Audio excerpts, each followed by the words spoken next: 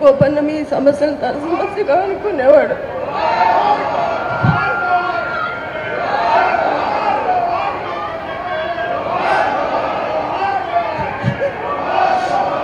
ఎంతమంది మా కుటుంబం లాగా చూసి మిమ్మల్ని చూసి కేసీఆర్ గారు ఒత్తిడి మేరకు ఆమె వేదికల మీద ఏడుస్తా ఉన్నది. నాకైతే ఆశ్చర్యం అనిపిస్తోంది.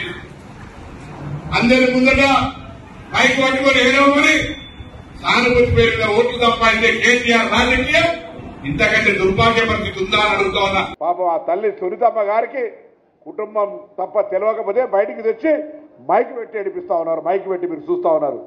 ఎవరైనా ఆటలను తీసుకొచ్చి మైక్ పెట్టి ఏడిపించి ఓట్లు అడిగితే వాళ్ళకి ఏమైనా బుద్ధి ఉందా అని అడుగుతా ఉన్నాం. ఇవాళ సానుభూతి పేరు మీద చనిపోయిన వాళ్ళ పేరు మీద ఓట్లు అడుగుతా ఉన్నారు. ఇవాళ మళ్ళీ ఆ సునీతమ్మను తీసుకొచ్చి ఏడిపిస్తుంది. బలవంతంగా ఓట్ల కొరకు మీరు ఏడవాలి అని ఏడిపిస్తుంది.